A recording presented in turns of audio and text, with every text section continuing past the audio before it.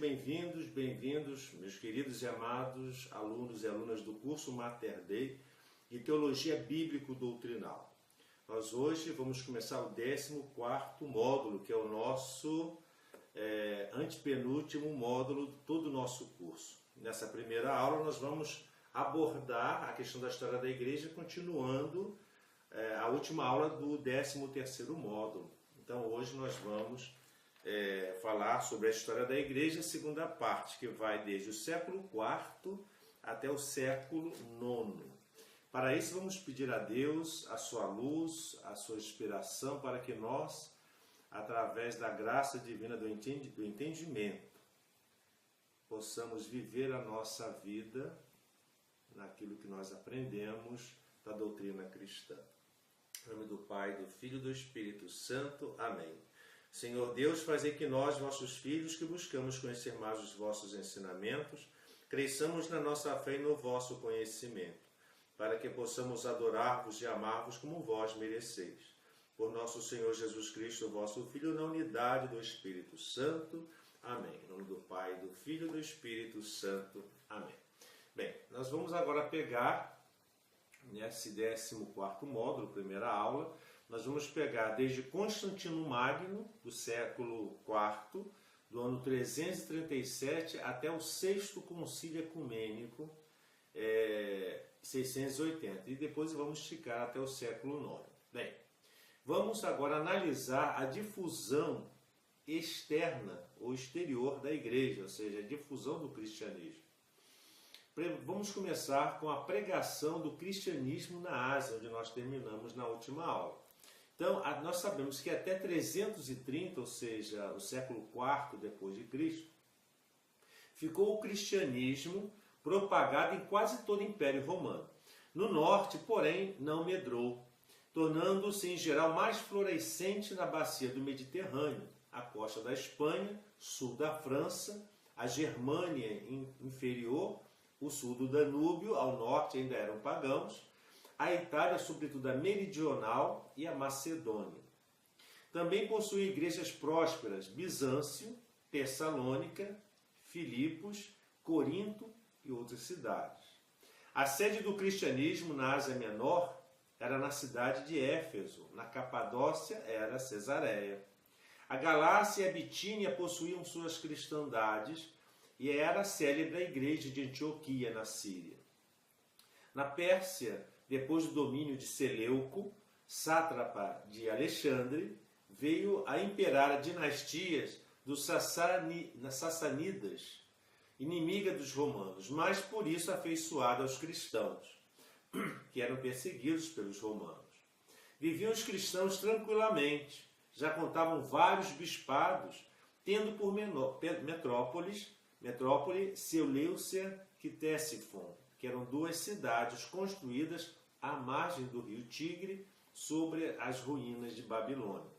Hoje só existe a cidade de Bagdá em seu lugar.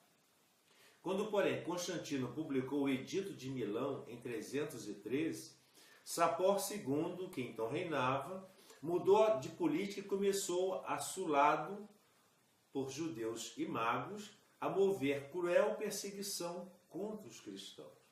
Fizeram pesar sobre eles tributos onerosos, mas encontraram-nos firmes e fiéis.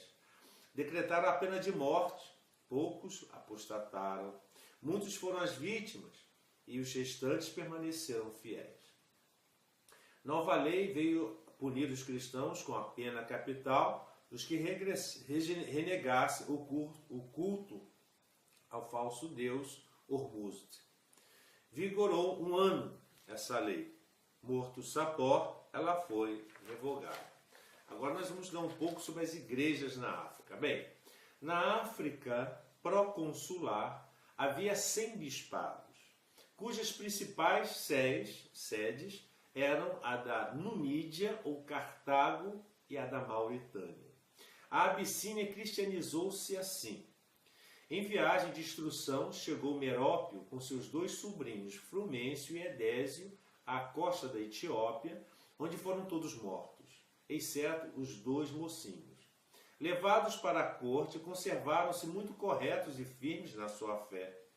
de que faziam propaganda aberta, sabendo inclusive o rei. Por morte desse, com a morte do rei, a rainha entregou a Frumêncio a regência do cargo, e o cargo de preceptor de seu filho, ou seja, professor, mestre pessoal, que subindo ao trono deu liberdade aos dois moços. Edésio ordenou-se sacerdote em Tiro. Frumêncio foi a Alexandria pedir a Santo Atanásio um bispo para a Abissínia. O escolhido e sagrado foi o próprio Frumêncio, que converteu e batizou muitos, inclusive o rei, seu pupilo. A cristandade se desenvolveu bem até o reinado de Aisanas, em que começaram as dificuldades para os sucessores de Frumêncio. Infelizmente, mais tarde, a Abissínia foi arrastada ao monofisitismo, como Alexandria e outras igrejas africanas. Agora nós vamos falar sobre a igreja e o Estado. Bem, o paganismo sob o reinado de Constantino Magno e os seus filhos. Nós sabemos que depois de 313 reinavam Constantino no Ocidente e Licínio no Oriente. Constantino sempre permaneceu católico, mas Licínio tornou franco protetor do paganismo. Com a vitória de Constantino sobre Licínio em 323, tornou-se Constantino o único imperador. Convidou logo, sem exercer pressão, todos a se fazerem cristãos, e do culto pagão só proibiu o que era imoral. Infelizmente, o imperador cometeu também seus erros. Por uma suposta conspiração, matou seu filho, Crispo, em vista das falsas acusações de sua mulher, Fausta. Avisado por Santa Helena da calúnia de Fausta, matou-a num banho quente. Tal procedimento, unido ao espírito ainda pagão de Roma, produziu a frieza do povo romano. Para com o imperador, pelo que este, descontente e movido por motivos políticos e militares, que são as ameaças e invasões, mudou-se para Bizâncio, mudando-lhe o nome para o de Constantinopla. Quis aí edificar uma nova cidade toda cristã. Escolheu para isto a fronteira oriental, que era um baluarte natural para o Ocidente. Mas lá viveu poucos anos, vindo a morrer em 337, na expedição contra os persas. Reinara 30 anos. Dizem que a sua conversão não foi sincera, por ter retardado tanto o batismo que recebeu das mãos de Santo Eusébio. Isso, porém, parece não se deve atribuir à falta de fé, mas antes ao desejo de assegurar a sua salvação, limpando-se completamente pelo batismo à hora da morte, como não poucos faziam naquele tempo. Era o baptismo clinicorum. Não se deve esquecer que Constantino dotou e privilegiou muito a igreja, mas nem sempre a apoiou na luta contra o arianismo, chegando a exilar Santo Atanásio. Sucederam a Constantino seus filhos Constantino II, no Ocidente, Constante, na Itália, e Constâncio, no Oriente, mais ou menos entre 337 e 361. Morreram os dois primeiros, Constantino II e Constante, e Constâncio governou sozinho. Muito religioso, mais do que o pai, proibiu os augúrios e tentou, sem o conseguir, acabar com os sacrifícios pagãos e fechar-lhes os templos. Porém, Ariano, como era, fez muito mal à igreja. De todos os primos, só poupou a vida a Galo e Juliano. Como Galo morreu, Juliano foi sucessor de Constâncio. E quais foram os concílios ecumênicos nesse período? Bem, o primeiro concílio foi o concílio niceno, em 325. A heresia condenada foi o arianismo, que nega a divindade de nosso Senhor Jesus Cristo. O heresiarca, autor dessa heresia, foi Ario, sacerdote de Alexandria. O Papa, nessa época, era o Papa Silvestre, o imperador era Constantino, e o padre da igreja que combatia o arianismo era Santo Atanásio de Alexandria. Observação que essa foi a primeira fase sob Constantino. Já o segundo concílio dessa época foi o concílio constantinopolitano, em 381. A heresia condenada foi o arianismo e suas derivações, isto é, os eunomianos, os semi-arianos, os macedonianos, que negam a divindade do Espírito Santo, e apolinaristas, que dizem que os nus falta a Jesus Cristo. Os semi-arianos rejeitam o termo homoúsios, que é ortodoxo, e aplicam ao verbo, ou seja, Jesus Cristo, a segunda pessoa da Santíssima Trindade, o termo homoiúsios, que significa somente semelhante à substância do Pai. O heresiarca, dono dessa heresia, foi Eunômo Macedônio. O Papa dessa época era Dámaso, imperador Teodósio o Grande. Os padres, nessa época, os padres orientais, São Basílio, São Gregório de Nazianzeno, São Gregório Niceno, São Cirilo de Alexandria, e os padres ocidentais, Santo Ambrósio, Santo Hilário e Santo Agostinho. Uma observação: entre este e os concílios seguintes, são combatidos os erros soteriológicos, ou seja, os erros contra o Pai e contra a salvação, que era o pelagianismo, que nega a necessidade da graça, condenados no concílio milevitano II e no cartaginês. O terceiro concílio desse período foi o concílio efesino de 431, ou seja, de Éfeso. A heresia era o nestorianismo, que diz o seguinte, que em Nosso Senhor há duas pessoas. O heresiarca era Nestório, patriarca de Constantinopla. O Papa era Celestino, o imperador Teodósio II, e o padre da igreja era São Cirilo de Alexandria. Observação: os concílios seguintes combatem os erros cristológicos. O quarto concílio dessa época foi o concílio calcedonense, ou seja, de Calcedônia, em 451. A heresia condenada era o monofisitismo, que ensina que em Nosso Senhor há uma pessoa e uma natureza. O heresiarca, como nós já estudamos, era Eutiques. O Papa dessa época era o Papa Leão I ou Leão Magno, e o imperador era Marciano. O quinto concílio dessa época foi o Concílio Constantinopolitano II, em 553. A heresia condenada era a controvérsia dos 3 capítulos que nós já estudamos lá na parte das heresias. O sexto concílio foi o Concílio Constantinopolitano III, em 680. A heresia condenada era o monotelitismo, que ensina que há 2 naturezas e uma vontade em Cristo. O heresiarca era Sérgio, patriarca de Alexandria. O Papa nessa época era Agatão.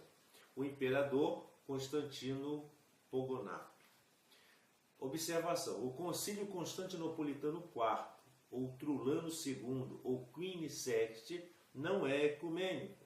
É um complemento ao quinto e ao sexto, que não tinham cânones disciplinares. Como era a vida monástica nesse período? Bem, a origem. Os alicerces da vida monástica são as palavras com que Nosso Senhor aconselhava a renúncia ao mundo, a fim de se conseguir a perfeição.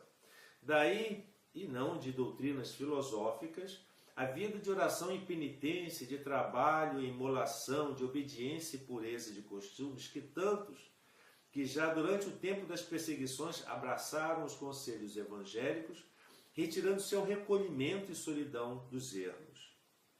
Do terceiro século em diante, acentuou-se a vida eremítica, tendo por iniciador São Paulo de Tebaida, descoberto pelo jovem Antão, ou Antônio, filho de rico negociante de Alexandria, teve assim quem o sepultasse e lhe seguisse os passos na vida de Anacoreta.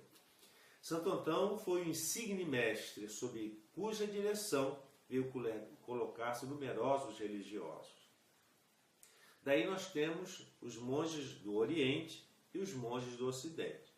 Quais são os monges do Oriente? Bem, tendo São Pacômio, natural da Alta Tebaida, abraçado a vida monástica após o serviço militar, viu agremiarem-se aos poucos uns 7.000 monges, sob sua obediência. Foi preciso organizar então a vida monástica, o que São Pacômio fez, agrupando uns 40 religiosos em cada comunidade.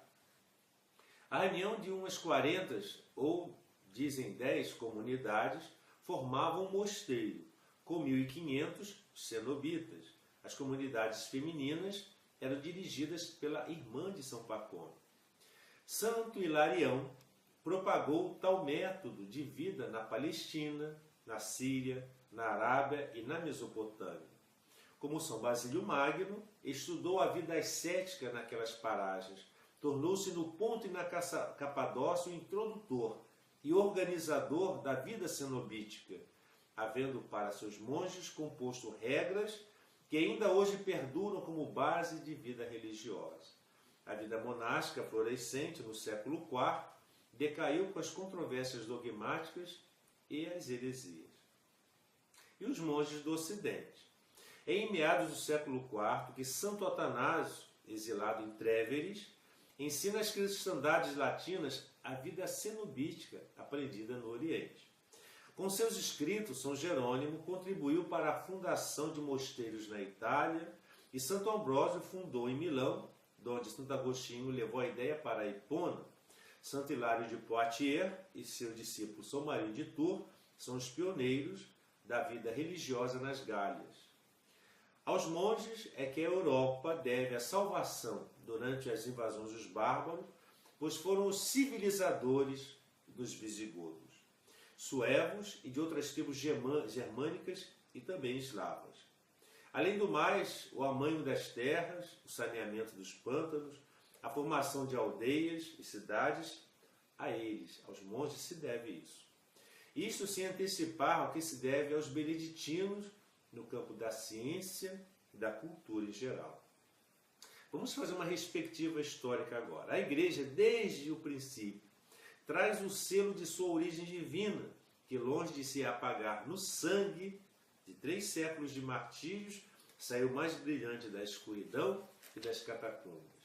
Vitoriosa em sua aparência e imponência contra o despotismo furibundo e poderoso dos governantes de Roma, teve a Igreja de se defender dos inimigos internos mais prejudiciais, como o combate aos preconceitos pagãos despertou numerosos e brilhantes apologistas. Assim as heresias suscitaram uma pleiade de escritores, denodados campeões da luta pela ortodoxia, inflexíveis, constantes na fé, que são os santos padres.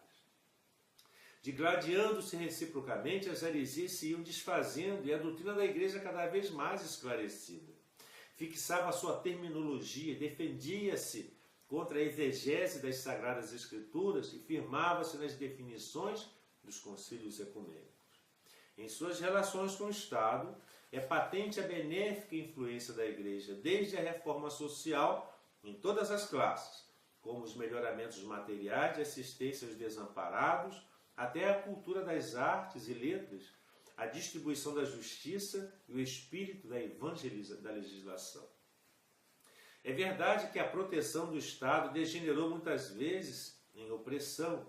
Os imperantes se intrometiam indebitamente em assuntos da Igreja, usurpavam seus direitos que pertenciam à Igreja docemente, da Igreja que era mestra, a Igreja docente. Eles se metiam nos ensinamentos da doutrina da Igreja e achavam sempre alguns bispos fracos e monges descontentes que os apoiavam, para não lembrar bispos e monges heréticos.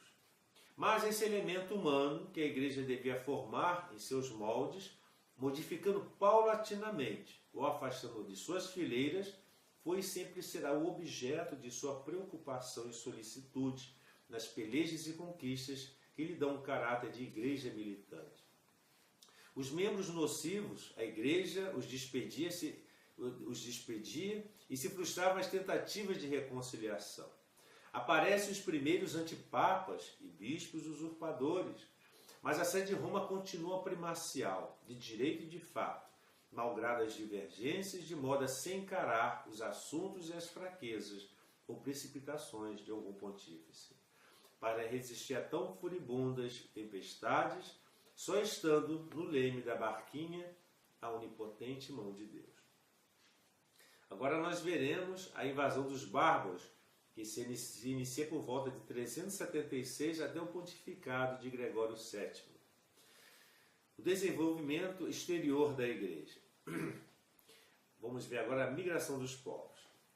As emigrações dos povos, a saída dos povos germânicos pagãos, começaram já no ano 390, ou seja, no final do século IV a.C., juntamente com os gauleses. Em 116 a.C., os símbrios e teutões emigraram para o sul, sendo repelidos por Mário. No século IV depois de Cristo é que se deram as conhecidas emigrações dos povos, com invasão dos bárbaros. Os visigodos faziam parte dos godos que habitavam a região do Mar Cáspio e do Mar Negro. Impelidos pelos hunos do Oriente, os visigodos atravessaram o Danúbio, invadiram a Sérvia e a Bulgária e marchavam para Constantinopla, quando Arcádio os desviou para a Itália. Em 410, Alarico, chefe dos visigodos, saqueou Roma e marchou para a Calábria, onde morreu. Seu sucessor, Ataúlfo, levou os visigodos a libertar as Gálias de 3 usurpadores, recebendo em recompensa a Gália Inferior. Depois expulsando da Espanha 3 invasores, aí se estabeleceram definitivamente. Os famosos vândalos das costas do Báltico invadiram com os burgúndios, alanos e suevos a Germânia, a atual Alemanha, a Gália, a França e a Itália. Depois de vários contratempos, fixaram-se os burgúndios na bacia do Ródano, os vândalos na Andaluzia, os alanos na Lusitânia, os suevos na Galiza. Aos poucos os alanos desapareceram, os suevos foram subjugados pelos visigodos e os vândalos foram para a África. Os francos habitavam primeiramente o Reno, mas depois se fixaram na Gália. Os saxões estacionavam nas margens do Weser e do Elba, mas passaram à Bretanha, quando os bretões pediram auxílio para os pictos e escotos do norte. Os saxões repeliram os pictos, mas ficaram descontentes com a recompensa, uma ilha, e invadiram o país. Mais tarde vieram os anglos, que se reuniram aos saxões e mudaram o nome de Bretanha para o de Inglaterra. No século IX, dá-se a invasão dos normandos. E vamos ver então a situação da igreja sob os vândalos na África. Ora, os vândalos saíram da Panônia em 406 para a África, foram em 429, sob o mando de Genserico, crudelíssimo e desprezível, mas admirável pela força de vontade. Quando lá apareceram os vândalos, Santo Agostinho já estava à morte, mas ainda animou os bispos e sacerdotes a ajudarem o povo a não o abandonarem. Em 20 anos, Genserico conquistou toda a Mauritânia com os seus 700 bispados, reduziu-os tanto que no tempo de São Gregório, em 606, só havia 3 bispados. Se no saque de Roma Genserico poupou os habitantes, foi maravilhado perante o valor de São Leão Magno. Genserico era ariano e forte perseguidor dos católicos, principalmente dos bizantinos. Os vândalos nunca se converteram ao catolicismo. Aparecem na história eclesiástica só como perseguidores. Ainda bem que seu domínio foi efêmero. O Nerico, filho do sucessor de Genserico, não se portou melhor que o pai. Ainda que no princípio fosse indulgente para com os católicos, 40.000 foram mortos por ele, não contando cativos e os mais. Em seu reinado deu-se o milagre de Tipasa. Os seus habitantes falavam, tendo as línguas amputadas. Sob os 2 reis seguintes, a sorte da igreja foi variável. São Fulgêncio e outros foram exilados para a Sardenha. Quem trouxe a paz à igreja foi Ilderico, mas em breve foi destronado por Gelimer. Em 534, os vândalos, vencidos por Belisário, general de Justiniano I, foram substituídos pelos bizantinos e estes pelos árabes em 692. E agora nós vamos ver a origem do poder temporal dos papas. Antes de serem os papas oficialmente os donos de Roma, já o eram de fato. Sucedeu entre os papas e os chefes bárbaros o mesmo que se dera com os imperadores pagãos dos primeiros séculos da nossa era. No princípio, inimigos declarados e perseguidores da igreja. Depois julgaram dever seu proteger a igreja e o seu chefe. Já no tempo dos merovingios, começaram as relações destes com a Santa Sé. Tornaram-se ainda muito mais estreitas a elevação de Pepino ao trono, interrogando este sobre sua posição de soberano dos francos. O sumo pontífice Zacarias respondeu ser justo que tivesse o título e as honras quem já tinha o poder e as responsabilidades. Assim firmou-se Pepino no trono e foi sagrado por São Bonifácio. Desde então, todos os sucessores, os carlovingios, tornaram-se amigos e protetores do Papa, de modo que chegaram a dar oficialmente aos pontífices romanos a posse dos estados pontifícios que de fato já eram governados por eles. Causas desse governo de fato: a transferência de Constantino para o Oriente, governadores incapazes em Roma, exceções dos italianos, concessões à Igreja e sistema feudal com seus direitos. Os bispos e os papas já possuíam grandes legados como servos da gleba e habitantes das cidades, que eram juízes, pois a eles os súditos recorriam confiadamente em todas as questões. Esta união entre o povo e os pontífices tornou-se sempre mais firme, cada vez que os italianos eram vexados por Constantinopla ou pelos bárbaros. Assim foi que, ao pretender Gesserico saquear Roma, o povo se dirigiu ao Papa e não ao governador. Quando Leão Exáurico ordenou a destruição das imagens, os italianos quiseram ter os papas também como soberanos temporais oficialmente. O sumo pontífice não aceitou. Cassiodoro, chanceler de Teodorico, já dissera ao Papa: Vossa Santidade é o chefe de poder espiritual, mas não pode descurar o temporal.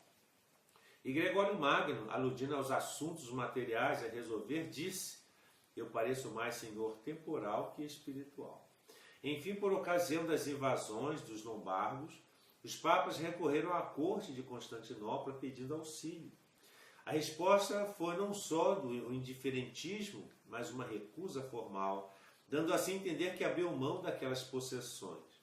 Como, porém, alguém devia tomar a defesa dos romanos contra os lombardos, aos instantes e afetivos clamores do povo, o Papa aceitou a gravíssima incumbência de dirigi-los e defender. Eis o governo de fato. E existe também agora um pouco da história do Papa e os carlovingios. Depois de Carlos Magno, 814, reinou Luís, o Pio, muito bom, mas muito pouco apto para governar. Como ele mesmo percebesse, dividiu o seu domínio entre os 3 filhos, Lotário, Pepino e Luís, o Germânico. Esse é o principal erro, pois nada reservando para si, quando quis dotar Carlos o Calvo, filho do segundo matrimônio, tentou fazer uma nova partilha do reino, o que provocou revolta dos filhos. Os 3 venceram Luís, o Pio, que foi 2 vezes reposto no trono e novamente deposto. Enfim, morreu de amargura, com a morte de Luís e desavença entre os 3 irmãos, de Lotário Luís, o Germânico e Carlos o Calvo, nasceram as 3 potências, França, Alemanha e Itália. Pois em Verdun, em 843, com a paz feita entre os 3 irmãos, tocou a França a Carlos, a Alemanha a Luís, o Germânico, e a Itália a Lotário, como também a Lotaríngia entre a França e a Alemanha. Em 884, Carlos o Gordo conseguiu novamente reunir sob o seu cetro todo esse território, mas já em 897, na Dieta de Tribur, foi Carlos deposto e o Império de Carlos Magno definitivamente desmembrado. E existe a lenda da Papisa Joana. Quem foi a Papisa Joana? Ela existiu? Claro que não, é uma lenda. Entre Leão IV, em 855, e Bento III, sagrado 6 meses após, coloca a fábula anticatólica, a Papisa Joana, que durante 2 anos e 5 meses teria regido a igreja com o nome de João VIII. Isso é claro que é uma fantasia, né? é um enredo anticatólico. Por quê? Pelo simples fato, primeiro, por argumentos negativos.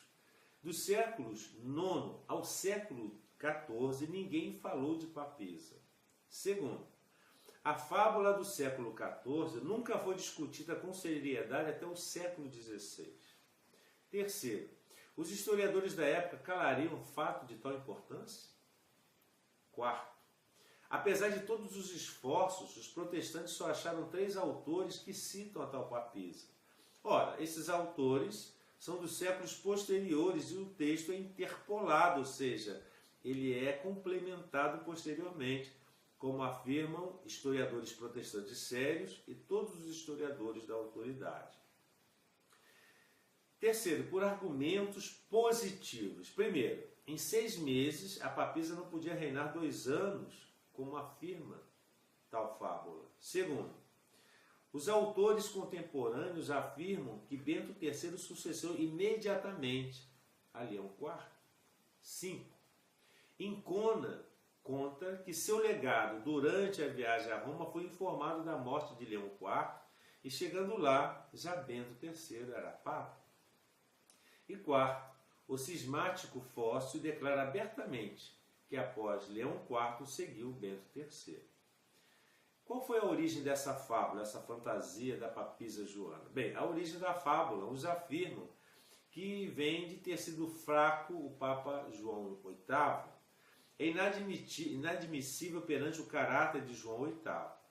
Mais provável é que os inimigos da igreja, lendo a carta em que São Leão IX se queixava de haverem os gregos conferido a eunucos a dignidade episcopal, afirmassem, exagerando, que uma mulher era patriarca de Constantinopla e daí transferissem a falsidade para a sede de Roma. E assim nós terminamos aqui essa segunda fase da história da igreja. Na próxima aula, no segundo desse 14º módulo, nós iremos falar desde o fim do século IX até o século XI. Que o Senhor nos abençoe, guarde-nos de todo mal e nos conduza à vida eterna.